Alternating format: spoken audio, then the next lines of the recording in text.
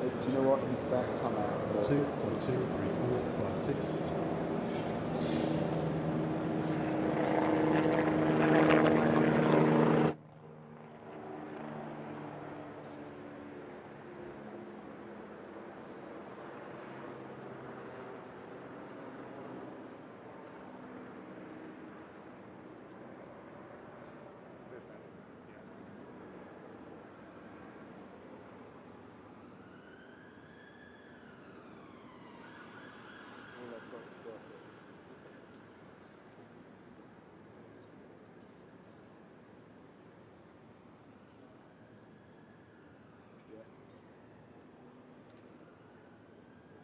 I've got it.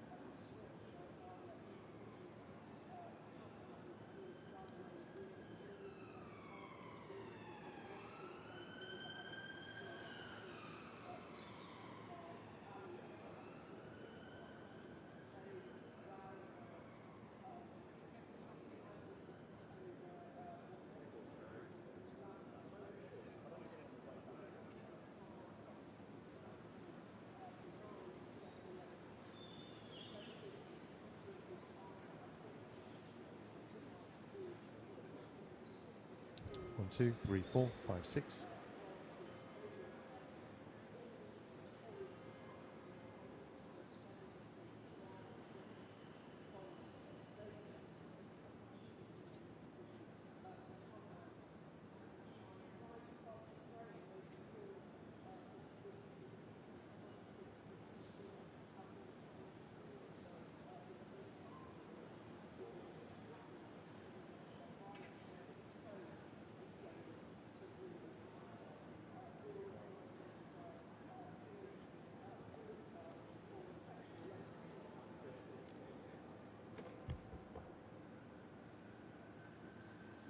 In recent weeks and months, we have seen a shocking increase in extremist disruption and criminality.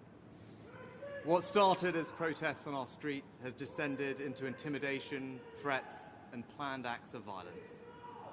Jewish children fearful to wear their school uniform lest it reveal their identity.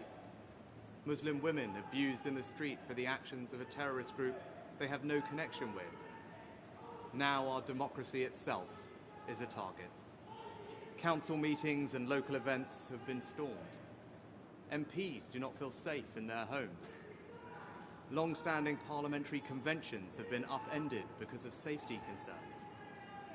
And it is beyond alarming that last night the Rochdale by-election returned a candidate who dismisses the horror of what happened on October the 7th, who glorifies Hezbollah and is endorsed by Nick Griffin, the racist former leader of the BNP. I need to speak to you all this evening because this situation has gone on long enough and demands a response not just from government, but from all of us. Britain is a patriotic, liberal, democratic society with a proud past and a bright future. We're a reasonable country and a decent people. Our story is one of progress, of great achievements and enduring values. Immigrants who have come here have integrated and contributed. They have helped write the latest chapter in our island story.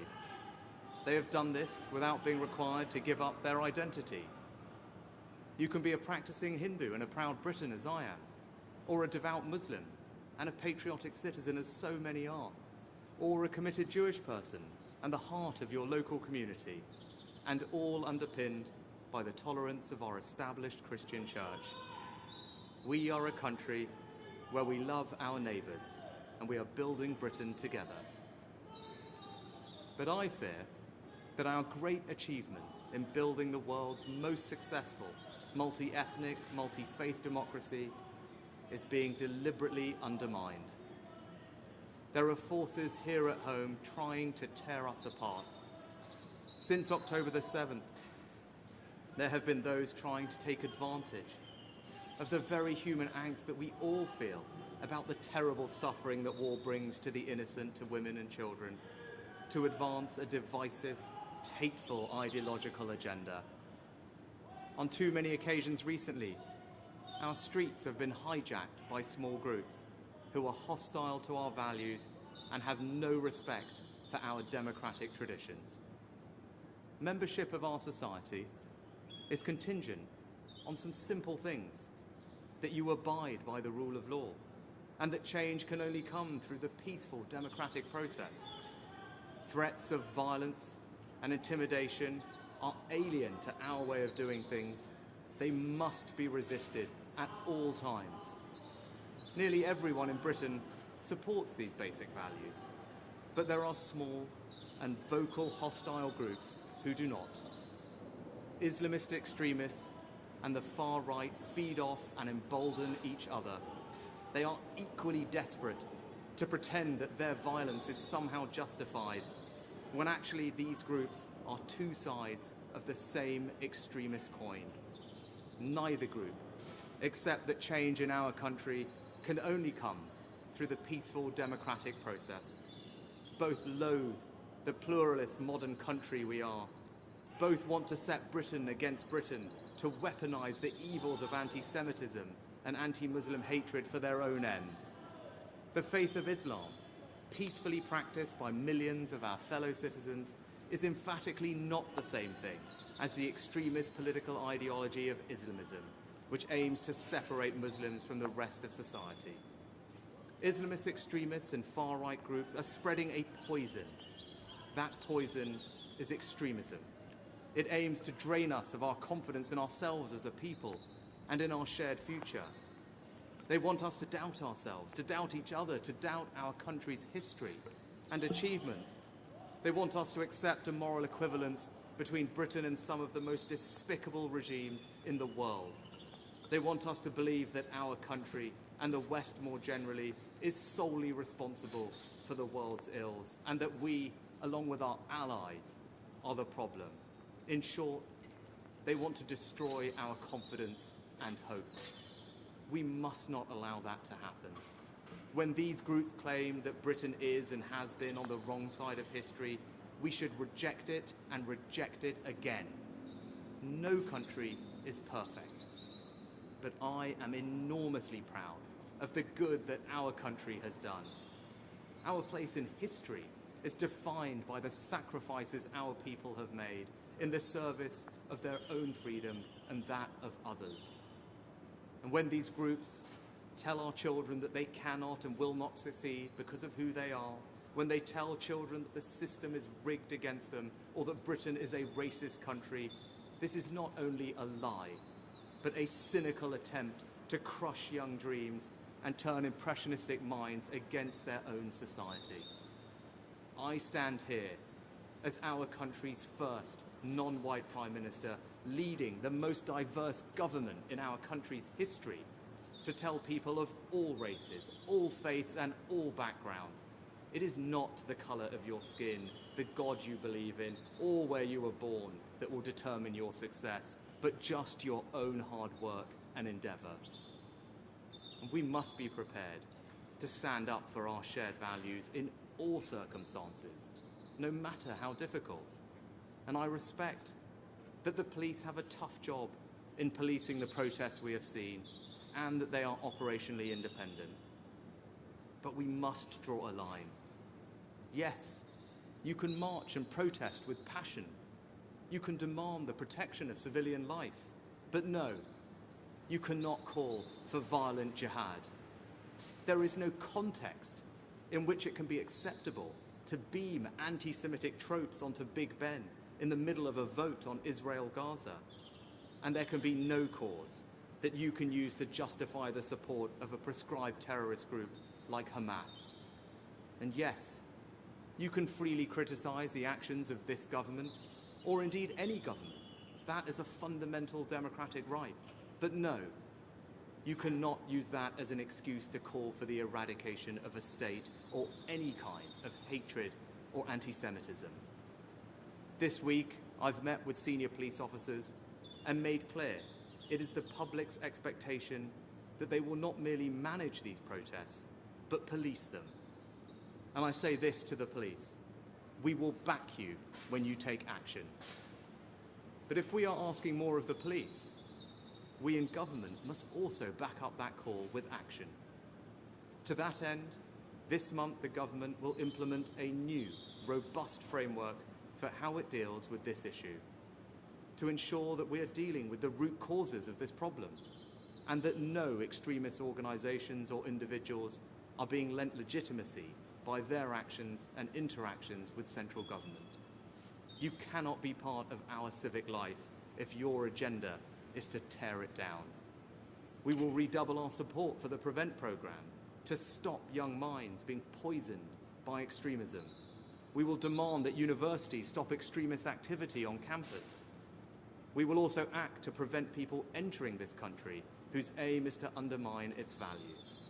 The Home Secretary has instructed that if those here on visas choose to spew hate or protest or seek to intimidate people, we will remove their right to be here. And our Britain must not be a country in which we descend into polarised camps, with some communities living parallel lives.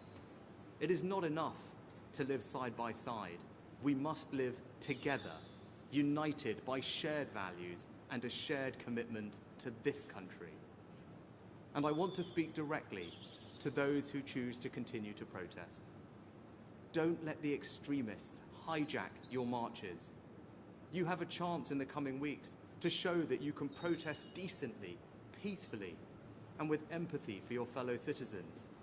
Let us prove these extremists wrong and show them that even when we disagree, we will never be disunited from our common values of decency and respect. I love this country. My family and I owe it so much. The time has now come for us all to stand together to combat the forces of division and beat this poison. We must face down the extremists who would tear us apart. There must be leadership, not pandering or appeasement. When they tell their lies, we will tell the truth. When they try and sap our confidence, we will redouble our efforts. And when they try and make us doubt each other, we will dig deeper for that extra ounce of compassion and empathy that they want us to believe doesn't exist, but that I know does. If we do that, we can build on our great achievement in creating today's Britain, a country of kind, decent, tolerant people. We can make this a country in which we all feel a renewed sense of pride.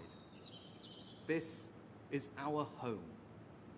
So let us go forward together, confident in our values and confident in our future.